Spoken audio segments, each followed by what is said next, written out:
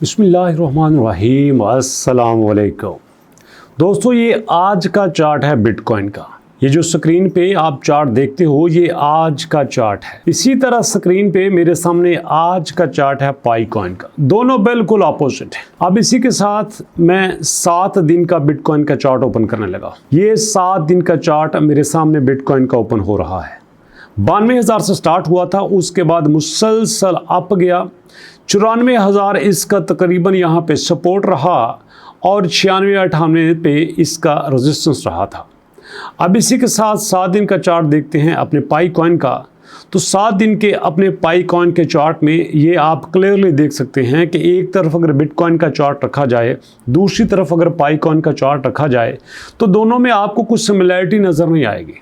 जी हाँ, दोनों में आपको कुछ ऑपोजिट चीज़ें ही नज़र आएंगी। ऐसा लगता है कि दोनों के दरमियान दुश्मनी हो चुकी है। मतलब बिटकॉइन का चार्ट 92,000 से 94-95 पे गया है और पाई का चार्ट 0.65 से ये गया है तकरीबन 0.54 तक, और उसके बाद अब दोबारा से 0.61 पे गया है।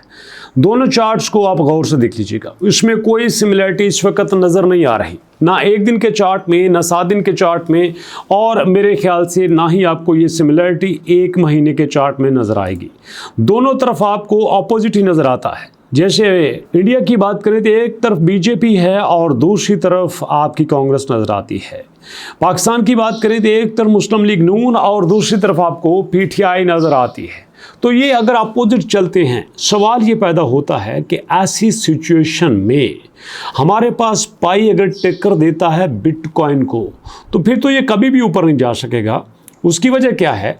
हमारे पास जो नई रिपोर्ट्स आई है उसके मुताबिक अब देखा ये जा रहा है कि आपका जो बिटकॉइन है वो 1 लाख के टारगेट पे जाता हुआ नज़र आता है। जी हाँ, प्राइस आप देख लीजिए 95,000 हो चुकी है। नेक्स्ट टारगेट इसका 1 लाख जो है दोबारा से नज़र आ रहा है। पहले ये 1,08,09,000 पे होके आया है, बट अभी ये 1 लाख पे जाता हुआ नज़र आता है। अब सवाल ये पैदा होता है कि अगर बिटकॉइन ने 1 लाख का रास्ता पकड़ लिया तो फिर तो ये पाई कॉइन 0.61 से 0.4 पर चला जाएगा। अब हम ये फर्ज कर लेते हैं जो बाकी प्रेडिक्शन हमारे पास हैं, वहाँ पे तो ये भी कहा गया है कि आपका बिटकॉइन 2,50,000 पे भी जा सकता है, 2.5 लाख पे भी जा सकता है। और अगर ये 2.5 लाख पे चला गया तो इसका मतलब ये है कि तो पाई कॉइन तो फिर ज़ीरो गया। सिनेरियो समझने की कोशिश करें तो ऐसे में आप स्ट्रेटजी क्या होगी? अब इसका जवाब आपको देता हूँ। कहते हैं कि इस वक्त जो आपको नज़र आ रहा है ये सारे का सारा इस वक्त प्री प्लान है। जी हाँ, ये सारे का सारा इस वक्त पाई की टीम का प्री प्लान है। वो अपने प्लान के मुताबिक चल रहे हैं। इसमें कोई उनको प्रॉब्लम नहीं, प्राइस के नीचे जाने में कोई प्रॉब्लम नहीं है उनको ऊपर जाने में। इस वक्त वो बैक एंड पे कुछ और ही करने में मसरूफ़ हैं और इसी के साथ साथ वो इसी कोशिश में लगे हुए हैं कि वो बाइनांस के साथ कॉन्टैक्ट में रहें और बाइनांस के साथ कॉन्टैक्ट में रह के अपने सारे टारगेट्स को पूरा कर सकें। अब सवाल ये पैदा होता है कि जब पाई की टीम को पता है कि बाइनांस पे लिस्ट हो सकता है और बाइनांस इजीली इसको लिस्ट कर सकता है, फिर वो क्यों नहीं करवाते? वो कहते हैं कि देखो यहाँ पे जो हमारे पास बड़े होल्डर्स हैं ना, जिनको वेल कहते हैं, अगर हमने अभी से बाइनांस पे लिस्ट कर दिया और हमने अपना कंट्रोल पूरी तरह से ना किया अपने टोकन्स के ऊपर, सप्लाई के ऊपर, तो फिर ये जो बड़ी वेल्स हैं जिनके पास 2-2, 4-4, 10-10, 20-20 मिलियन, 1-1 बिलियन पाई कॉइन पड़े हुए हैं, ये तो हमें कच्चा खा जाएंगे, ये हमें किसी काम का नहीं छोड़ेंगे। इसलिए वो चाहते हैं कि अभी थोड़ी देर और बाइनांस को लिस्ट ना किया जाए, थोड़ी देर और बाइनांस को लिस्ट ना किया जाए। देखिए ना, अगर आप इसकी ऑफिशियल वेबसाइट पर जाएं, मैं आपके सामने इसकी ऑफिशियल वेबसाइट खोलता हूं। मैंने इसकी ऑफिशियल वेबसाइट को आपके सामने ओपन किया। ऑफिशियल वेबसाइट को ओपन करने के बाद आप अगर यहाँ पे इनके जो KYB वेरीफाइड बिजनेस है उनकी लिस्ट में देखें तो उसमें आपको 4-5 एक्सचेंज ही नज़र आएंगी। और ये जो 4-5 एक्सचेंज हैं ये भी वो हैं कि जिनके बारे में लोगों को पता है कि अब कहानी इनसे कहीं आगे जा चुकी है। यहाँ पे तो जिप्टो को होना चाहिए था, बैंक्सा को होना चाहिए था, थीरियम को होना चाहिए था, रियल एस्टेट की कंपनीज को होना चाहिए था।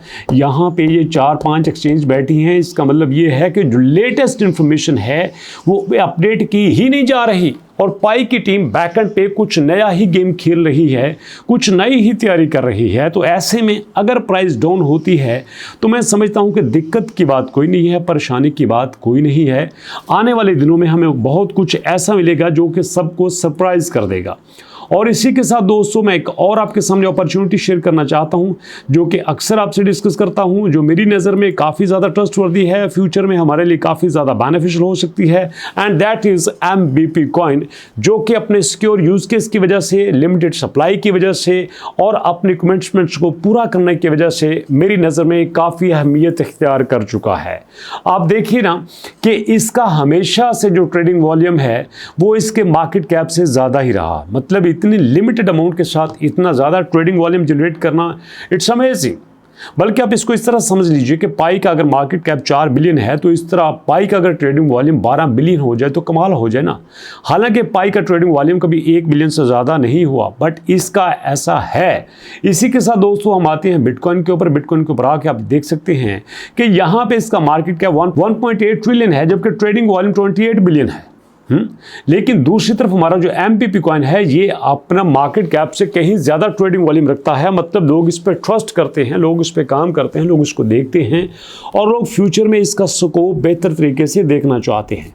तो इस महीने में खासा अच्छा एक सॉलिड प्लान कर रहा हूँ अपने MBP कॉइन को ज़रा और बड़े लेवल पे लेके चलने का, अपना इसमें थोड़ा सा इजाफा करने का। लेकिन अभी देखते हैं, आज तो डे 1 है, डे 1 में यही पॉलिसी है। अभी चलते हैं इंशाल्लाह मई के पूरे महीने में। उम्मीद है कि मई के पूरे महीने में हम अच्छा काम करेंगे, कुछ अच्छी चीज़ आपके साथ शेयर करेंगे। तो अभी तक इतने, इंशाल्लाह मुलाकात होती है नेक्स्ट वीडियो में। अपना और अपनों का बहुत सारा ख्याल रखिएगा। नेक्स्ट वीडियो तक के लिए अल्लाह की अमान।